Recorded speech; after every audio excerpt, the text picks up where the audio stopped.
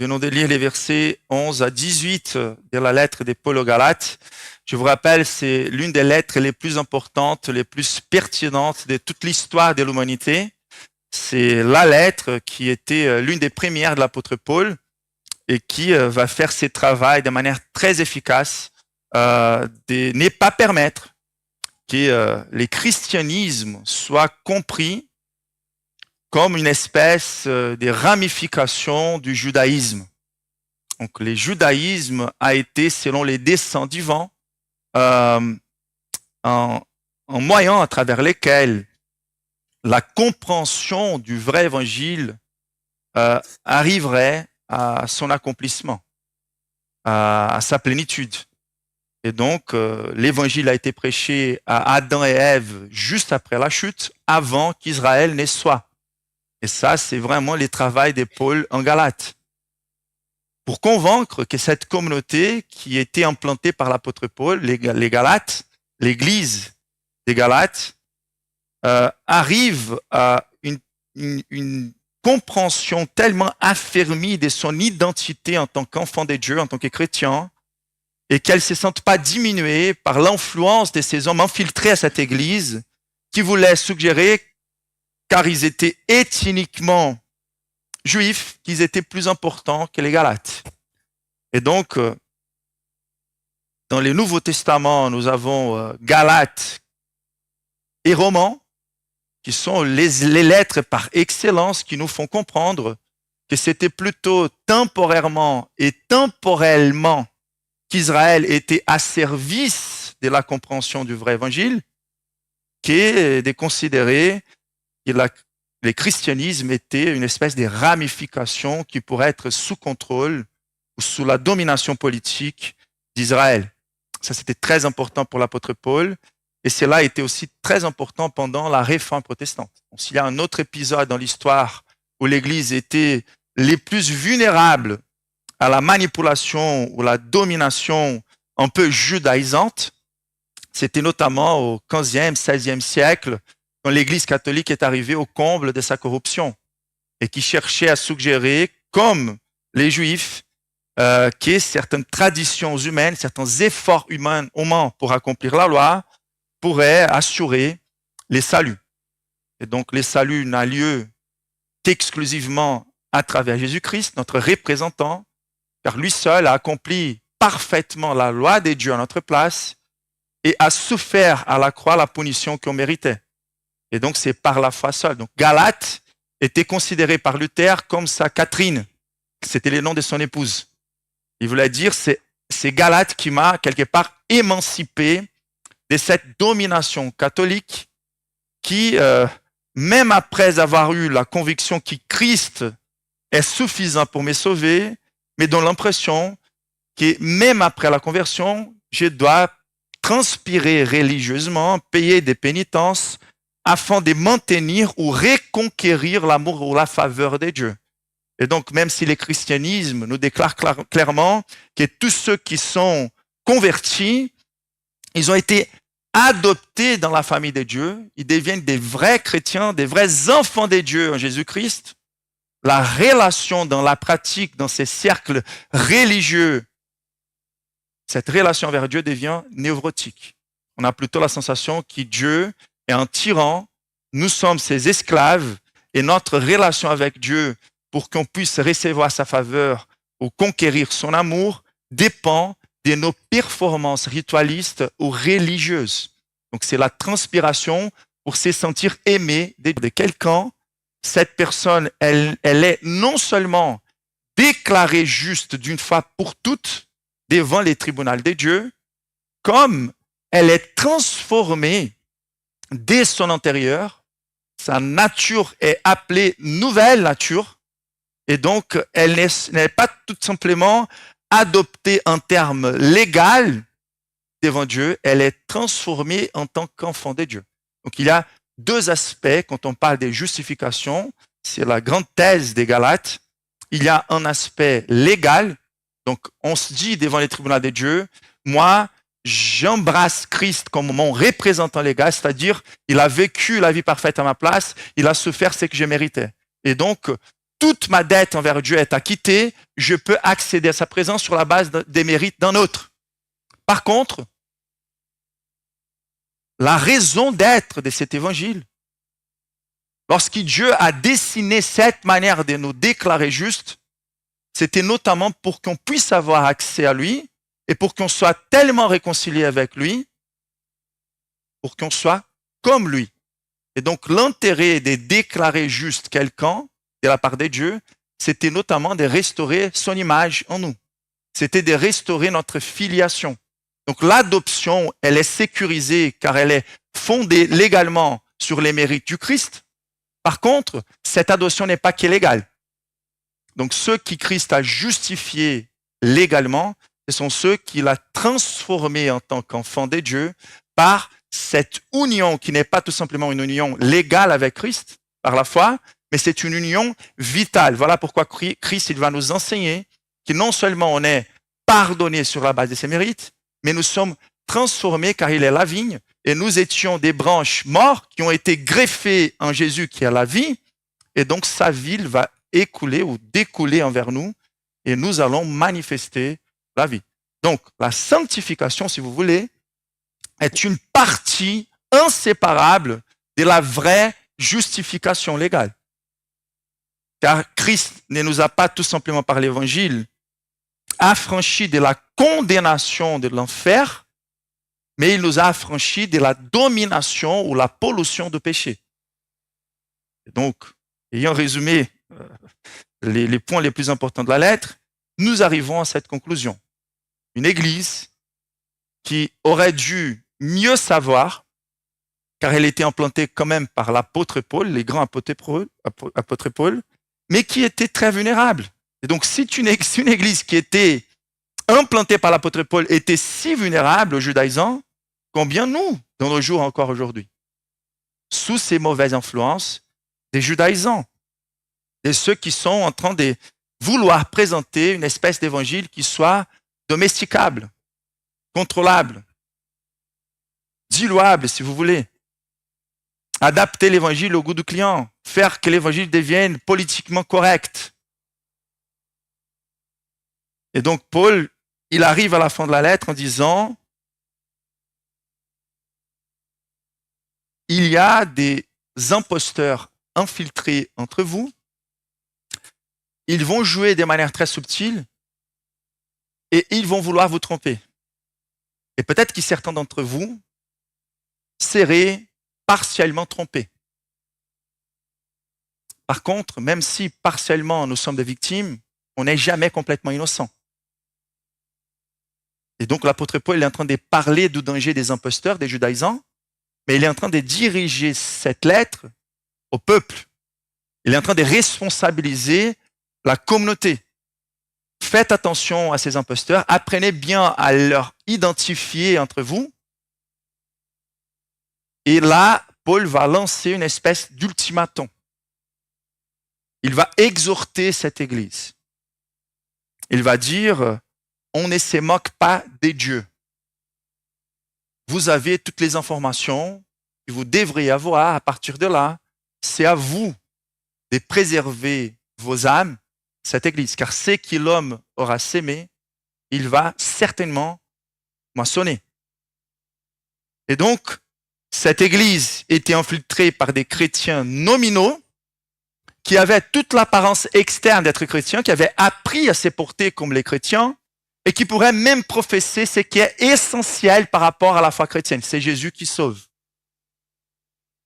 Par contre, la manière légaliste dont ils vivaient régnait l'authenticité de l'évangile.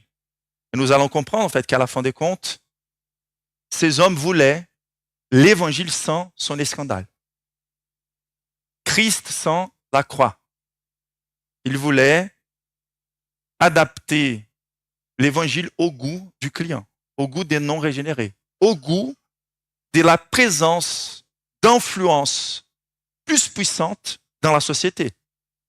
Car Israël et les Juifs, ils avaient quand même une importante influence dans la société, dans la politique. Et donc Paul arrive à la conclusion en disant, c'est presque comme s'il était en train de dire cela, Maintenant, la préservation de cette Église, l'authenticité de cette Église va dépendre quelque part de votre attitude envers ces hommes qui sont au milieu de vous. C'est comme si Paul avait suspendu la communion avec l'Église des Galates et que cette Église, elle était sous discipline jusqu'à ce qu'elle change des procédures. Donc, verset 11, l'apôtre Paul dit, « Voyez avec quelle grande lettre je vous ai écrit de ma propre main. » Donc, par là, nous voyons de manière très claire que l'intention de l'apôtre Paul, c'était de secouer cette Église en écrivant personnellement des grandes lettres, comme s'il était en train de sortir du pupitre et secouer les personnes. Et donc, par cette lettre, qui était une prédication en forme de lettre, il est en train de sommer cette Église à une réaction rapide. Il va donc poursuivre avec ces versets qu'on a lus, avec une caractéristique très différente de ce qu'on va trouver dans la majorité de ces lettres. Car même certaines églises qui avaient des grosses erreurs ne reçoivent pas un traitement si dur que les Galates. Car à la fin de presque toutes les lettres, l'apôtre Paul va partager un désir, par exemple, de faire des projets missionnaires ensemble. Il va exprimer son amour pour certains membres. Il va nommer certaines personnes. Mais à la fin de la lettre des Galates, on n'a pas de salutation, ni générale, ni personnelle. On n'a pas d'action de grâce pour cette église. Donc la communion est apparemment suspendue et conditionnée à la réparation. Vous avez bien commencé, mais maintenant, vous êtes au bord de renier complètement l'évangile. Et ce qui est le plus intéressant, c'est que l'insistance de l'apôtre Paul dans toute la lettre est une insistance à défendre leur vraie liberté chrétienne. Donc la lettre la plus préoccupée à la réjouissance pleine de la filiation divine en Jésus seul est en même temps une lettre marquée par un zèle qui cherche la vraie correction, qui par amour va confronter.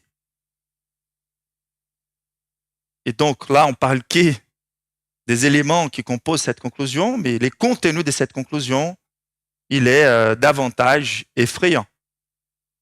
Car quand on lit certaines déclarations comme « et maintenant », comme les versets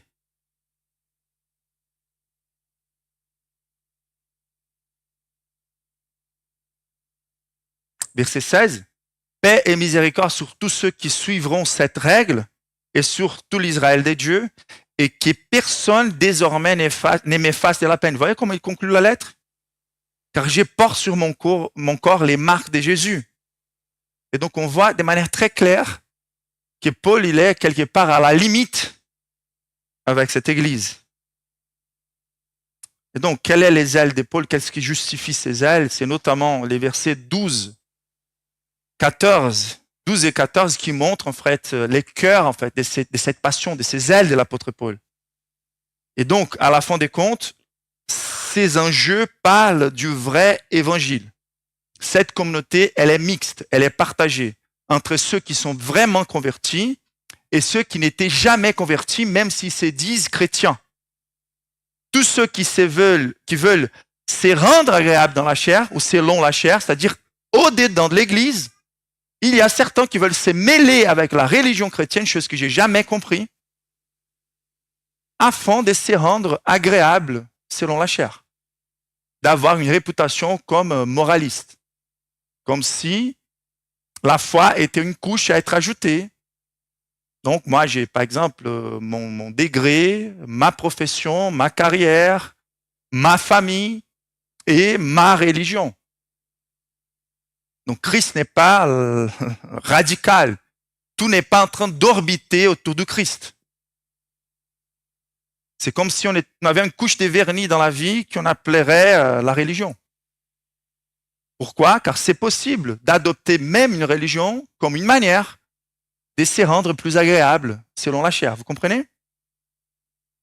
Et Paul va faire un contraste. Pour ce qui me concerne, loin de moi de me glorifier à aucune autre chose qu'en Jésus-Christ, ou à la croix du Seigneur Jésus-Christ. Donc, ce qui va déterminer de manière radicale ce qui est un chrétien, ce qui n'est pas un chrétien, c'est si tout orbite autour du Christ, ou si on est au contrôle de toutes nos vies, y compris la religion. Si nous voulons nous rendre agréables selon la chair. Et donc, Paul va dire, loin de moi la pensée de me glorifier d'autre chose qui est dans la croix du Seigneur Jésus-Christ, par qui le monde est crucifié pour moi, comme je le suis pour le monde. Car ce n'est rien que d'être circoncis ou hors circoncis, c'est qu'il y a quelque chose, c'est d'être nouvelle créature. Donc, qu'est-ce qui va diviser à la fin des comptes l'Église? C'est certains d'entre nous, dans l'Église visible, on a traversé ce qu'on appelle la nouvelle naissance, la régénération, nouvelle création, nouvelle nature. Et d'autres d'entre nous sont plutôt dans les efforts de donner l'apparence d'être convertis, circoncis ou incirconcis. C'est qu'on peut voir tout simplement à l'extérieur. Et la motivation finale, qui est les signes de cette conversion, c'est si notre gloire, notre tout est Christ, notre plus grand plaisir, ou ce sont les plaisirs que ce monde peut offrir. Et qu'on considère que même la religion peut être comptée entre les plaisirs de ce monde. Vous êtes avec moi? Et donc, ce que l'apôtre Paul veut faire pour conclure la lettre, c'est de présenter les deux grands archétypes. D'un côté, lui-même en tant que ministre authentique et en tant qu'apôtre, mais en réalité, en tant qu'apôtre ou pasteur, il n'est rien de plus qu'un vrai chrétien, une personne convertie. Donc, il doit être les modèles, il doit être les repères, la référence. Mais à la fin des comptes, on a chez un apôtre authentique ce qui est les vrais convertis. Vous êtes avec moi? Et de l'autre côté, il est en train de donner des pistes de comment identifier l'imposteur entre nous. Et là, dans les cas des Galates, ce sont les judaïsants. OK? Et donc, il est en train de responsabiliser l'Église par une grande exhortation, par un grand ultimatum. Et nous devrions nous laisser porter par ces mêmes poids d'exhortation en voulant nous évaluer à la lumière de ces deux paramètres. La vérité centrale, c'est que les tests ultimes de la réalité de la nouvelle création est une vie qui se glorifie exclusivement dans la croix de notre Seigneur Jésus-Christ.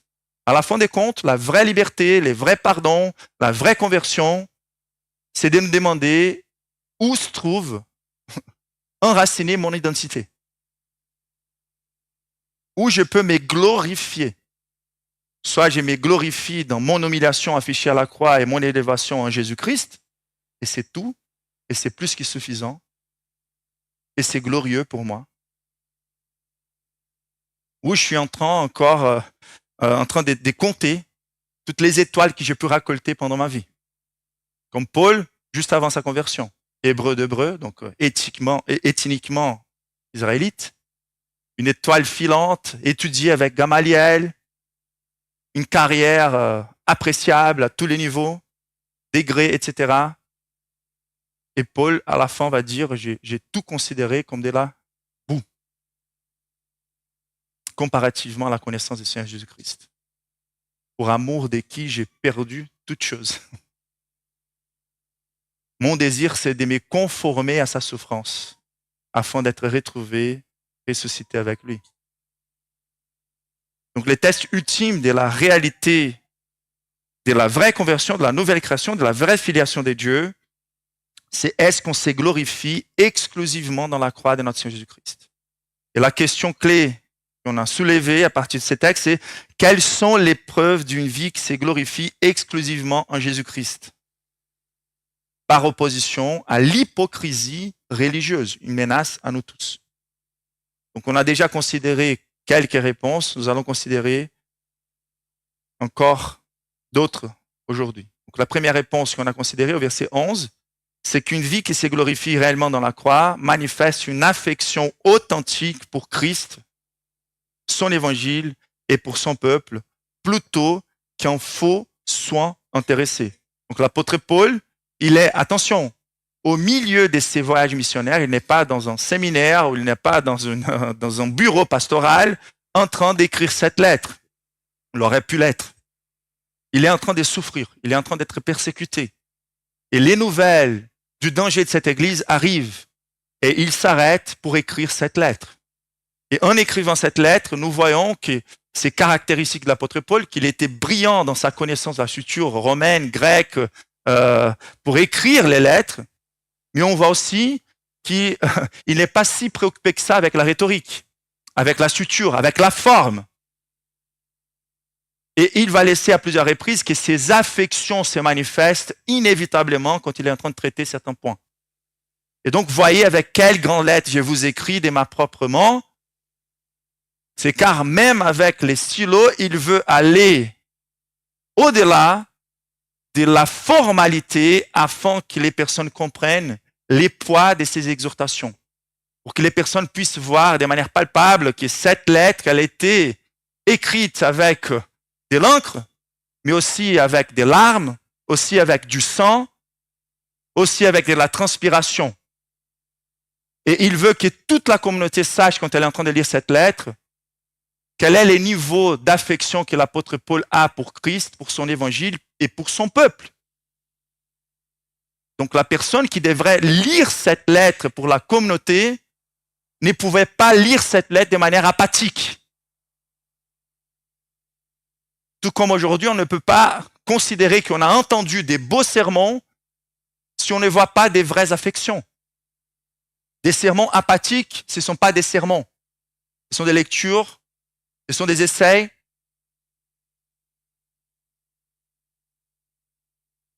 Car prédication par nature, selon les paramètres du Nouveau Testament, c'est de devenir bouche des dieux. C'est de partager les mêmes affections des dieux.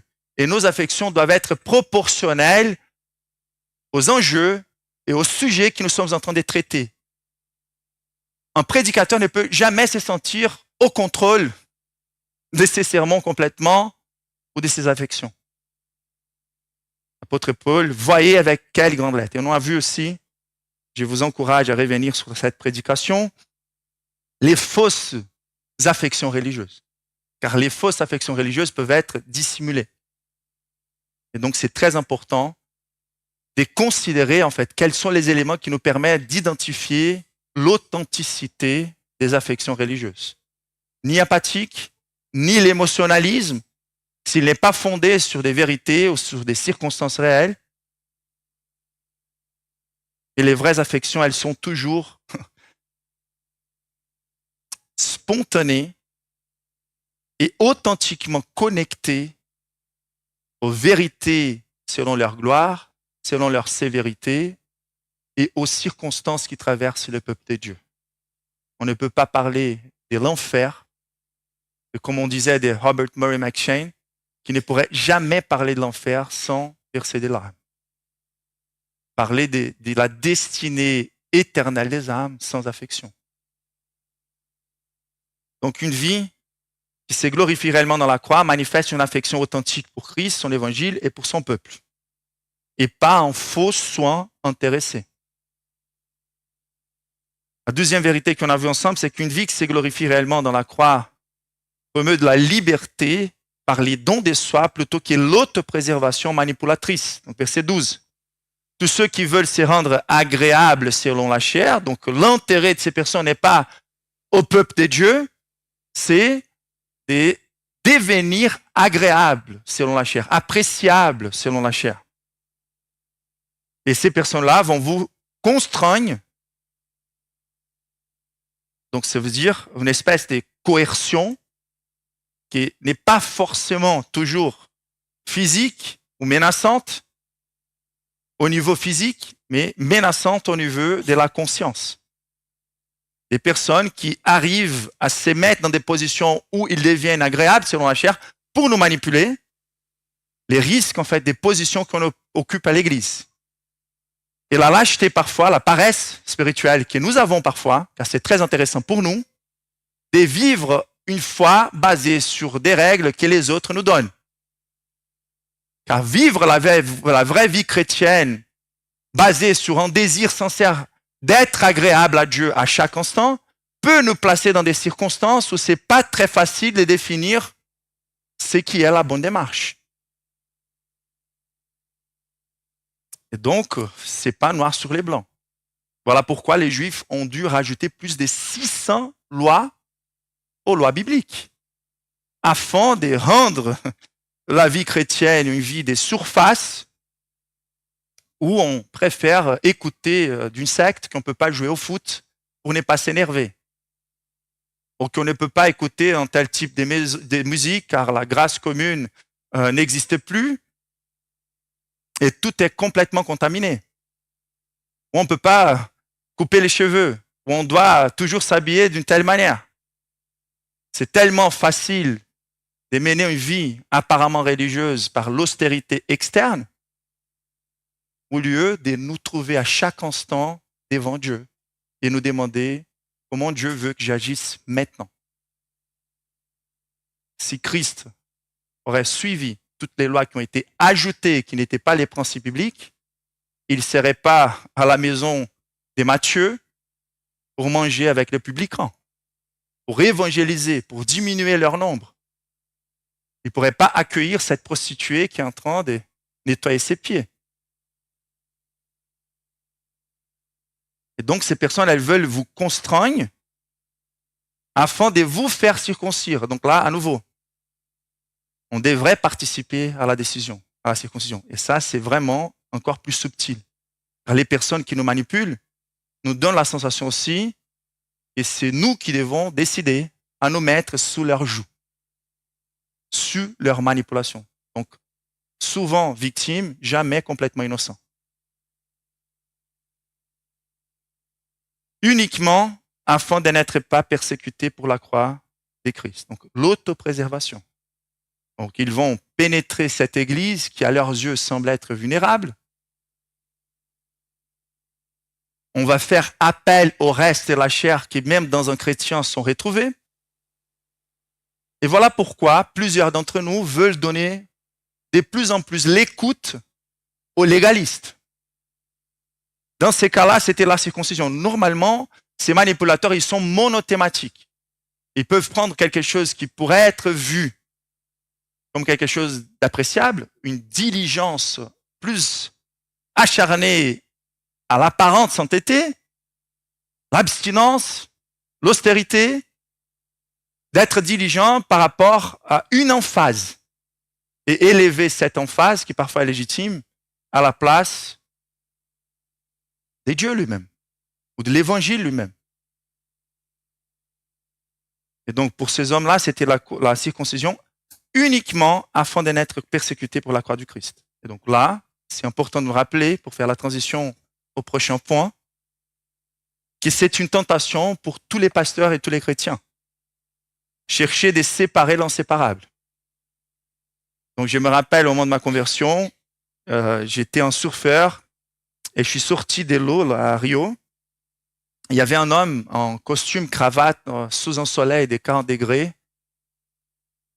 Et pour moi, c'était clairement un esclavage. Et clair que sa compréhension n'était pas biblique par rapport à la réjouissance qu'on pourrait avoir des bonnes choses de la vie. Et je me rappelle de m'avoir dit à moi-même, si ça c'est la vraie religion, je ne la veux pas. Si c'est ça vraiment de connaître Christ, je ne le veux pas. Et donc c'est clair que certaines personnes sont persécutées, non à cause de la croix du Christ, mais à cause de leur fanatisme, de leur manque de sagesse. Par contre, c'est impossible de séparer l'évangile de l'escandale de la croix. Donc certaines personnes dans nos jours sont en train de nous dire, OK, on ne veut pas créer des obstacles extra pour l'évangile, mais ils veulent nous encourager tellement à présenter l'évangile par une sophistication apologétique telle ou contextualisation telle, que c'est comme si l'évangile n'avait pas de confrontation. Comme si l'évangile n'avait pas de croix. Sauf que les points de départ de l'évangile, c'est notre crucifixion à nous, car c'est la représentation de ceux qui ont mérité recevoir de la part de Dieu. C'est l'humiliation complète de l'être humain. Il n'y a rien en moi à protéger, il n'y a rien en moi à promouvoir, Car ce qui Christ est en train de souffrir à la croix, c'est que moi, je mériterais souffrir pendant toute l'éternité à l'enfer. C'est ma misère spirituelle. Mais imaginez-vous, combien d'argent ne sera pas perdu dans ces systèmes juifs à cette époque-là, si tous les systèmes des pèlerinages, les fêtes religieuses, tous les systèmes des positions des scribes, des pharisiens, toute leur école ne pourrait plus fonctionner car Christ est déjà venu et tout est accompli et ce système a eu son objectif accompli et rendu obsolète. Plus de temples, plus de sacrifices. Le Messie a véritablement été crucifié. Folie pour les Grecs. Comment un seigneur, un roi des rois peut être si faible à point d'être attrapé par la multitude et finir dans la pire façon d'être exécuté. Et de l'autre côté, scandale pour les Juifs. Comment les saints de Dieu, Dieu lui-même sur terre, loin des dieux, peut finir dans un lieu des mauditions. Par contre, c'est les mêmes messages qui doivent être prêchés pendant toute l'histoire de l'humanité pour plus réfractaire qu'il soit la société. Donc, l'évangile de nos jours, appelé l'évangile du développement personnel, self-help gospel, est complètement à l'opposé de l'essence même de l'évangile. C'est l'évangile sans la croix.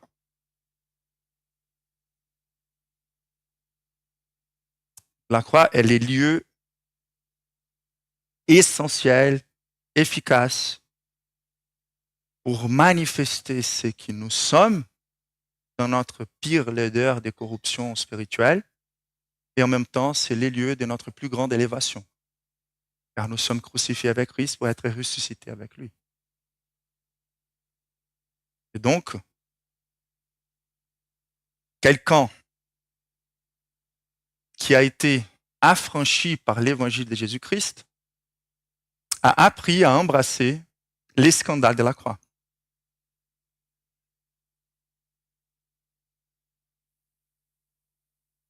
L'apôtre Paul, au contraire de ces hommes-là, il n'est pas en train de chercher à se protéger personnellement.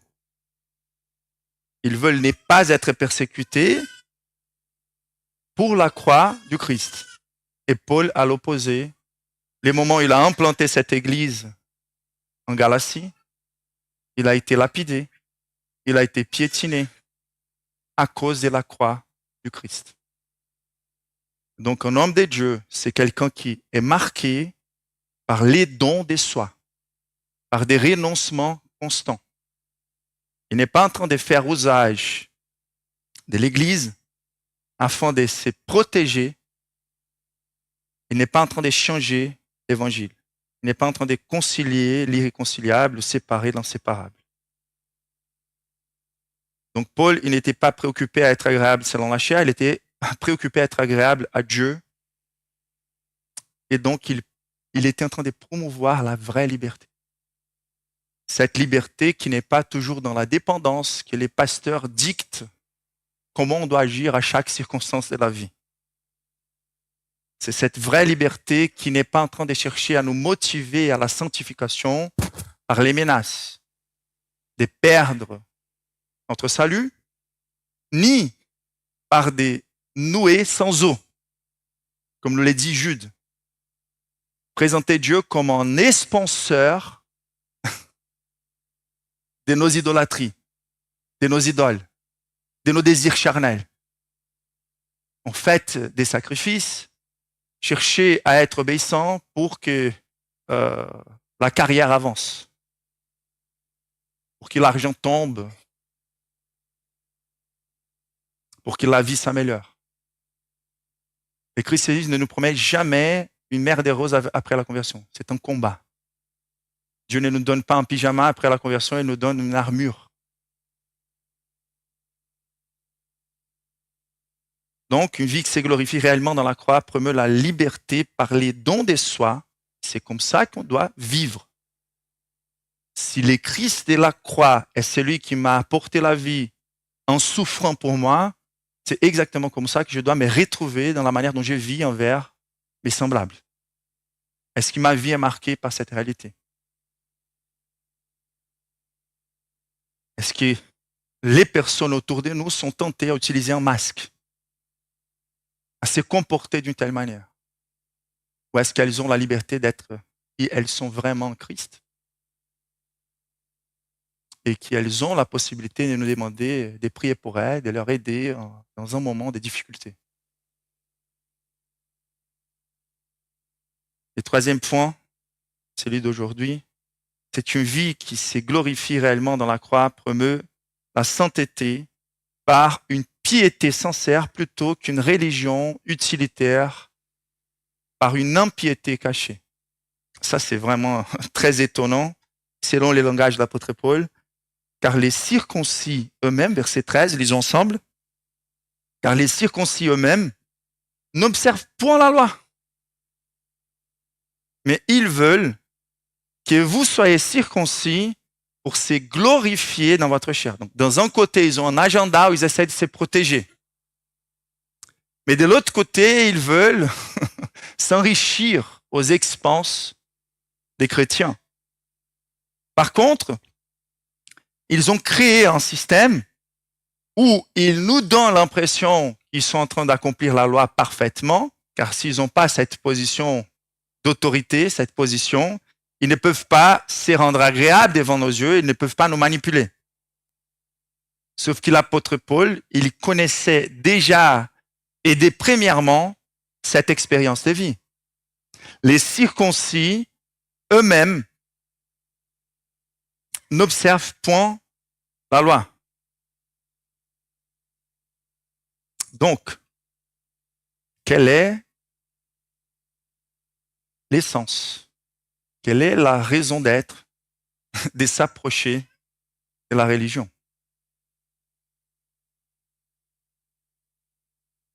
Certains d'entre nous, on a été à fond dans nos péchés, esclaves de péché. Et l'évangile a fait tous les sens. Je me rappelle très bien qu'après ma conversion, j'ai eu des amis qui, quand ils ont découvert que j'étais converti, m'ont invité à venir à leur église. Et lorsque je rentre dans leur église, je me disais, il y a très peu de différence entre ma vie dans les boîtes des nuits avant et ce que je trouve dans cette église. Et je me disais, ça ne fait pas de sens pour moi. Dieu attire les élus par la beauté de sa sainteté. L'épouse du Christ, l'Église, ne va pas attirer les élus, les perdus, si on change ses habits purs, modestes, sans, limpides, par des vêtements très sensuels, afin d'attirer les charnels. Donc, quel est l'intérêt de ces hommes qui ne sont point en train d'accomplir la loi, mais qui veulent pénétrer dans les églises, s'infiltrer dans les églises, et nous donner l'impression comme s'ils étaient en train d'accomplir la loi?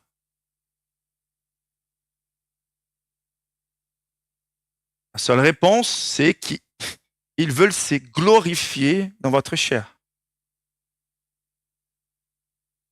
Ils veulent que les chrétiens authentiques mènent la même vie hypocrite qu'ils vivent. Une vie d'apparence externe, mais des corruptions internes, sépulcre blanchi. C'est donc une religiosité utilitaire par l'impiété cachée. Et c'est l'une des choses les plus dangereuses que nous voyons dans les nominalismes chrétiens. Il suffit qu'une église baisse la garde par rapport à l'importance de nous évaluer personnellement et de nous aider à évaluer mutuellement l'authenticité de notre conversion. Il suffit que la position de pasteur, la visibilité soit désirable ou appréciable par les bénéfices et les conforts temporels et humains qu'ils puissent avoir. Il suffit que, par exemple, nos séminaires soient plus intéressés à tenir la roue roulant plutôt que de se certifier que chaque personne qui veut s'inscrire au séminaire soit vraiment convertie et surtout vraiment appelée au ministère, qualifiée pour le ministère. Et nous voici devant une dénomination qui a pu grandir de manière très légitime au point de départ, mais qui, à un moment donné, a gagné plus d'influence politique dans la société, devant l'État, qui est de l'influence en termes de faire les royaumes avancer et d'être persécutés.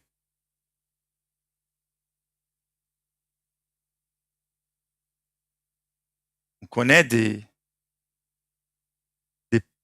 professeurs ou des pasteurs qui ne croient pas à ce qu'ils disent.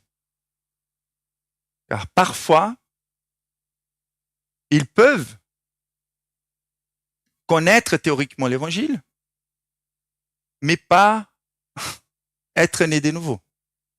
Et ils savent que leur salaire dépend de ceux qu'ils disent à l'église. Il y a certains qui, dans l'académie, au séminaire, vont enseigner ce qu'ils croient vraiment, le libéralisme théologique. La Bible n'est pas la parole de Dieu, elle contient la parole de Dieu. Mais ils disent qu'à l'église, il faut qu'ils prêchent l'orthodoxie, car sinon ils vont perdre leur emploi.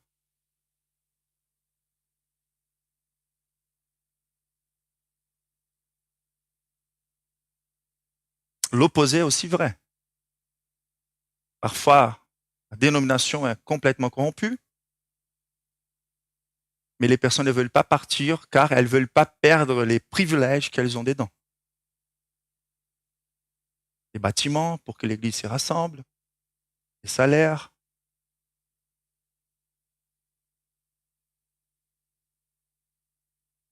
Ils ne veulent pas embrasser la croix. Et donc, la religiosité utilitaire, elle est menée par une impiété cachée. L'apôtre Paul ne perd pas du temps pour nommer ces personnes afin de ne pas leur donner de plateforme. C'est la même chose ici, car les circoncis, c'est-à-dire ceux qui sont effectivement circoncis. Avant, il avait dit, tous ceux qui veulent se rendre agréables selon la chair. C'est-à-dire, de manière un peu plus large, l'apôtre Paul est en train de dire, ça peut vous inclure là, car vous êtes sous leur influence. OK? Peut-être que vous voulez les suivre, car vous voulez aussi vous rendre agréable selon la chair, participer à leur groupe. Et maintenant, il n'est plus en train de parler en termes de potentiel, il est en train de parler en termes de réalité. Car les circoncis, et donc, il y a cette apparence externe des personnes qu'on peut identifier au sein de la communauté. Et les plus légalistes entre nous, ceux qui s'habillent d'une certaine manière, les plus exigeants entre nous en termes d'obéissance externe. C'est comme Luther qui parlait des écrits d'Erasmus, car parfois, dans l'apparence externe, dans la rhétorique, un non-chrétien hypocrite peut surmonter les vrais chrétiens dans l'apparence externe. Il vaut mieux un chrétien authentique qui se répand vraiment lorsqu'il pêche qu'un non-chrétien arrogant qui est toujours en train de donner l'apparence qu'il ne pêche pas. Et donc Luther il disait « stercus in argento disco », c'est-à-dire des excréments sur un plateau d'argent. Car la rhétorique d'Erasmus était super, il était très bien avec la lettre, mais ce qu'il offrait, c'était des excréments. Jésus, il a utilisé les mots très similaires. Sépulcre blanchi, race des vipères. Pourquoi vous nettoyez l'extérieur et l'intérieur reste complètement pourri? Donc, ils ne peuvent point accomplir la loi déjà, car c'est impossible selon les desseins des dieux, qui à partir du moment où l'humanité tombe dans les péchés, on est tous radicalement contaminés par les péchés et c'est impossible d'accomplir les moindres commandements. On a traversé ça en Galates, c'est la thèse de Paul, c'est très clair. Car ce que Dieu exige de nous en termes d'obéissance doit engager la totalité de notre âme, de nos pensées et de nos actions. Donc il faut, en fait, derrière chacun des moindres commandements, il y a ces commandements, il faut non seulement faire les choses tout simplement par devoir, ou faire tout simplement l'apparence externe du commandement, mais il faut faire toutes les choses pour la gloire de Dieu en aimant, c'est ça le résumé de la loi, aimer Dieu de tout notre cœur. Qu'est-ce que cela veut dire? Aimer Dieu de toute notre pensée, de toutes nos âmes, notre âme, nos affections, et avec toutes nos forces. Qui d'entre nous a pu déjà accomplir les moindres commandements de manière parfaite? Aucun d'entre nous. Ça veut dire qu'à partir du moment où j'essaye d'obéir les moindres commandements, je deviens, en essayant de les faire, coupable de ne pas l'accomplir comme il faut. Vous êtes avec moi? Donc, tout essaye de plaire Dieu tout simplement sur la base de mes efforts humains ne peuvent que me faire encore plus condamnable devant les exigences de Dieu. Et pourquoi? Est Dieu injuste? Au contraire. Dieu, il est tellement digne d'amour, il est tellement beau, il est tellement glorieux que toute obéissance qui ne correspond pas à la hauteur de sa dignité et de sa gloire, elle est déjà condamnable. Et donc, les circoncis n'accomplissent point la loi. Jésus-Christ lui-même dit, si votre justice ne surmonte pas celle des escribes et pharisiens, c'est fini pour vous. Et donc, c'est impossible par dessein. Pourquoi la loi a été donnée? Pour que Dieu nous convainc davantage que nous sommes tellement condamnables, tellement condamnés. La loi, elle ne fait que provoquer davantage la désobéissance si nous ne sommes pas en Jésus-Christ à cause de notre nature corrompue. Vous êtes avec moi? Et donc, Paul il est en train de dire ça clairement. C'est une question théologique. La circoncision, tout comme même les baptêmes, dès soi-même, pour la Sainte Seine, dès soi-même, ne peut opérer aucune chose. Si la foi n'est pas là, on ne gagne pas des superpuissances en nous faisant circoncire. Aucune personne qui s'est fait circoncis n'est passée d'un moment à l'autre à accomplir la loi.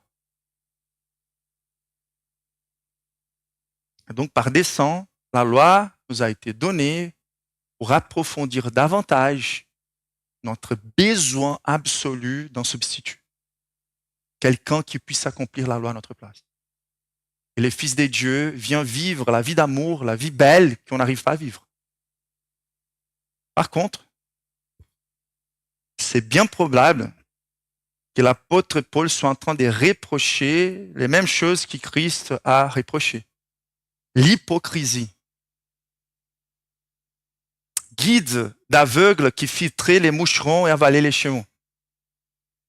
Des personnes qui lient des fardeaux pesants et difficiles à porter et qui eux-mêmes ne veulent pas porter aucun fardeau. Et encore plus, c'est très probable que lorsque l'apôtre Paul soit en train de dire il n'accomplit point la loi, c'est car les plus probablement, il a été au courant de certains scandales. Bon, cette personne-là qui se présente devant vous, qui prêche avec une grande rhétorique, on a accès à des informations comme tous les scandales qu'on voit, même dans les églises évangéliques, dans les monastères, où souvent, ceux qui sont plus plongés dans l'austérité et dans l'apparence externe exagérée des saintetés sont les plus corrompus, les plus promiscueux d'entre nous. Les scandales. Double vie.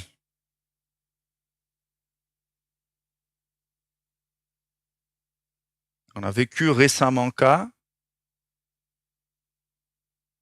où la personne s'est montrée très préoccupée car certains d'entre nous écoutaient une musique du monde, mais qui était plongée dans une vie de prostitution.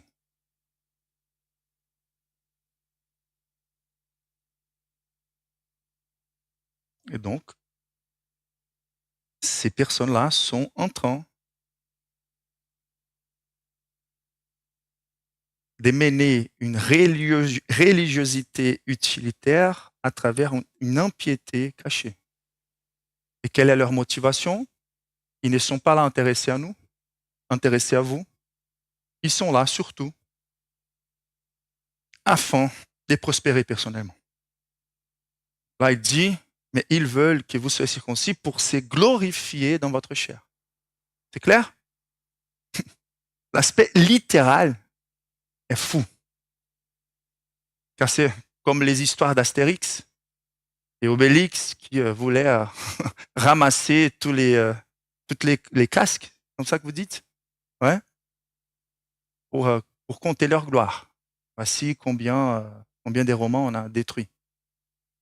Et ces hommes, ils étaient dans cette dynamique. Sauf qu'ils étaient en train de compter la quantité des prépulses qu'ils étaient en train de conquérir. C'est présenté devant cette agence missionnaire, prosélytiste, comme certaines églises entre nous, qui vont donner plus ou moins d'importance aux personnes par rapport à la quantité des membres de leur église. Et donc l'intérêt n'est pas la vraie conversion, car ce n'est pas si difficile que ça de remplir un bâtiment. Surtout si on essaye d'attirer de manière charnelle des êtres non convertis.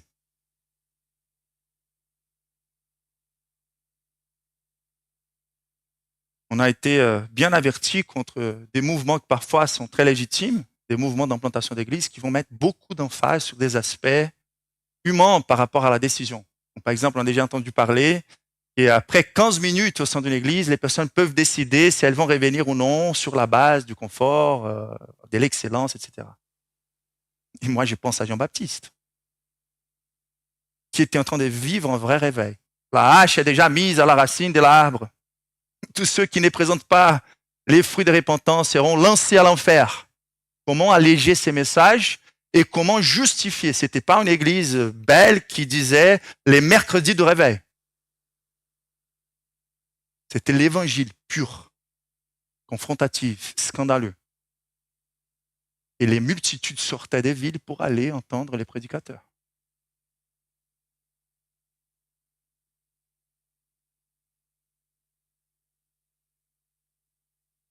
Donc certains mouvements d'implantation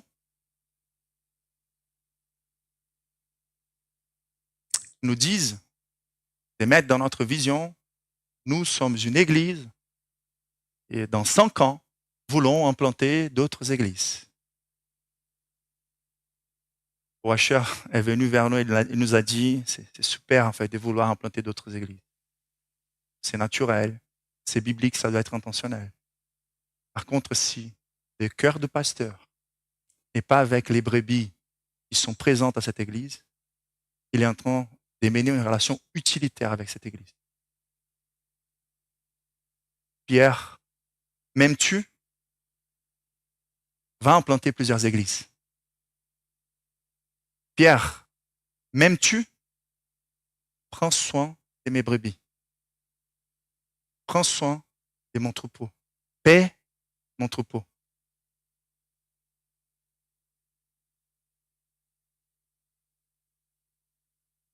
Par contre, si d'un côté il y a l'impiété cachée, de l'autre côté, il y a une vie qui promeut la sainteté par une piété sincère.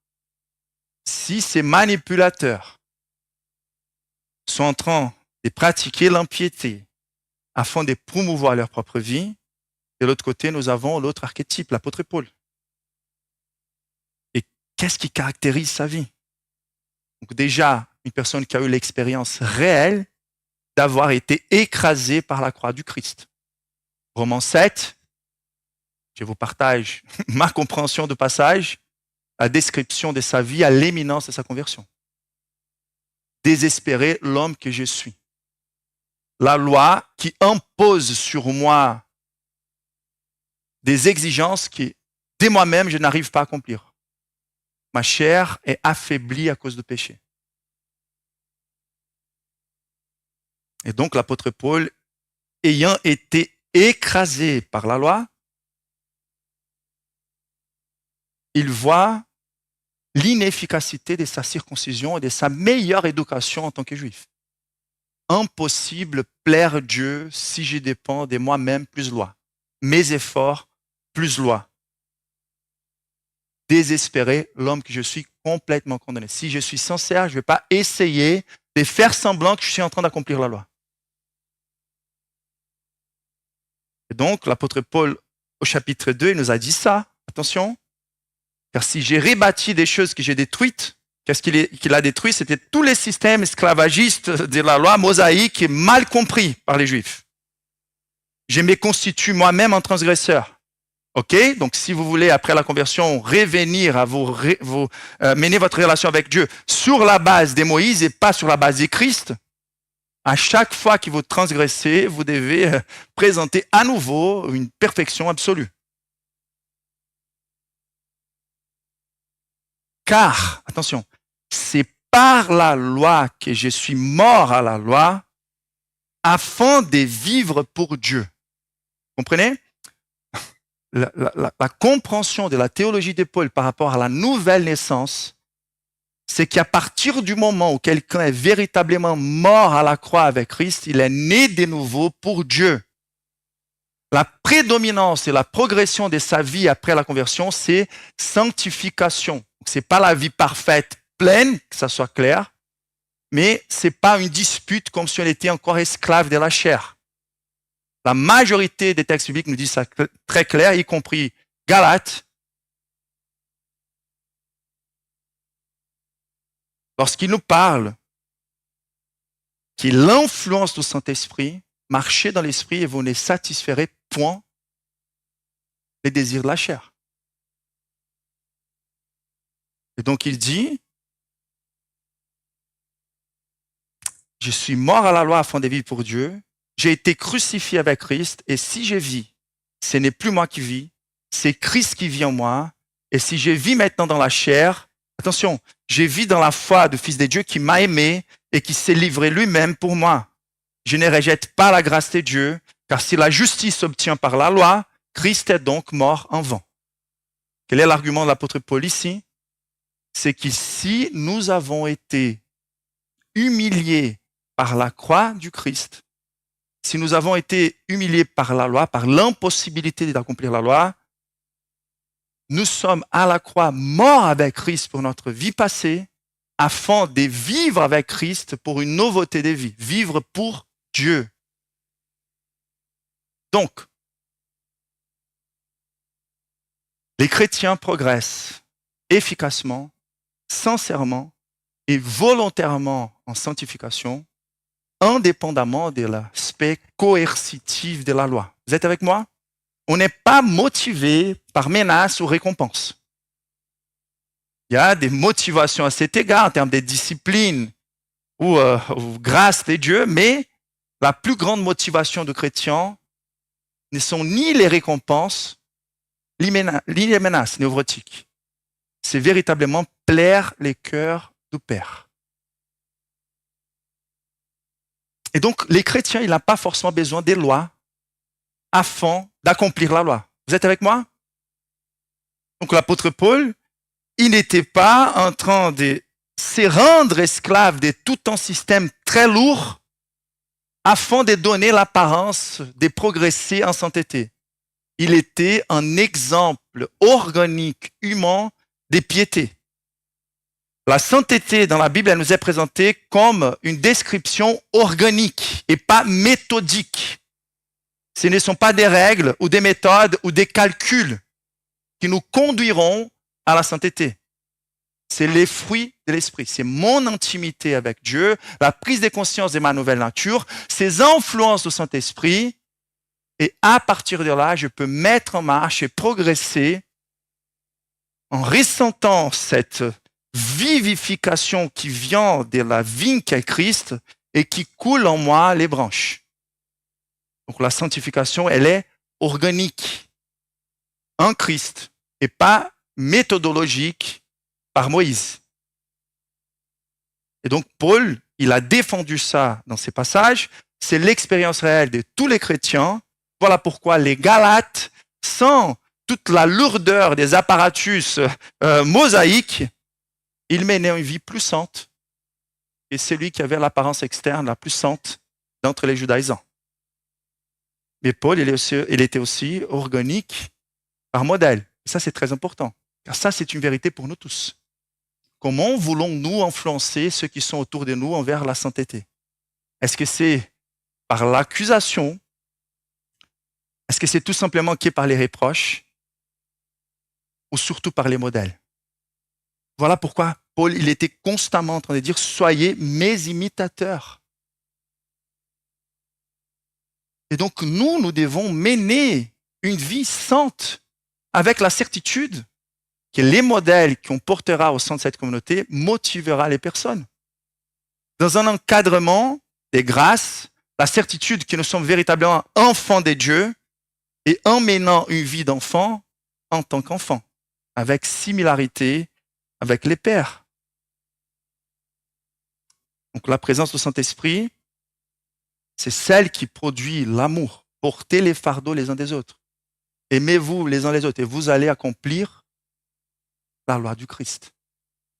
Et donc, dans un certain sens, les chrétiens ne veulent pas rejeter la loi, car en Christ, ça nous donne des repères. Et dans un autre sens, on n'a pas forcément besoin de la loi pour accomplir la loi, car accomplir la loi, c'est d'aimer Dieu et les prochains. Nous qui sommes parents, on fait énormément d'efforts, des sacrifices. On sort de la zone de confort. On change des couches, on fait des sacrifices, on est généreux, on supporte des mauvais comportements parfois, on corrige de façon dure, car on sait que c'est les mieux aussi. Mais est-ce qu'on aurait besoin des lois pour les faire? Pas forcément. Quand on prend soin de nos parents âgés, c'est clair que si nous sommes sous l'influence de l'hédonisme postmoderne, on peut être convaincu, ou nous laisser convaincre plutôt de manière assez cynique. Que nous devrions prioriser notre bien-être et les biens des personnes qu'on aime et qui nous aiment. Une femme, organiquement, par nature, sans influence diabolique de notre génération, peut prendre beaucoup de plaisir dans les sacrifices d'allaiter l'enfant pendant toute la nuit. Et les faire de manière volontaire. Avec tous les bénéfices qui sont compris par rapport à l'enfant. On n'a pas besoin. Lorsque l'amour est là, on n'a pas forcément besoin des lois.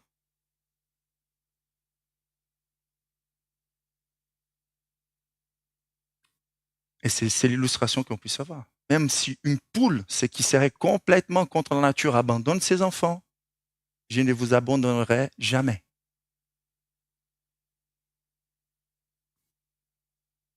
La vraie conversion, c'est d'accomplir effectivement la loi en Jésus-Christ, progressivement, avec un cœur volontaire, car une vie qui se glorifie réellement dans la croix, elle va promouvoir la sainteté à travers une piété sincère. On va promouvoir la sainteté en nous et envers ceux qui nous entourent. Car la vraie piété, elle est constamment manifestée par les modèles que nous sommes en Jésus-Christ. Amen. Nous allons nous arrêter ici aujourd'hui avant de passer à la Sainte Seine. Je vous invite à vous élever pour prier.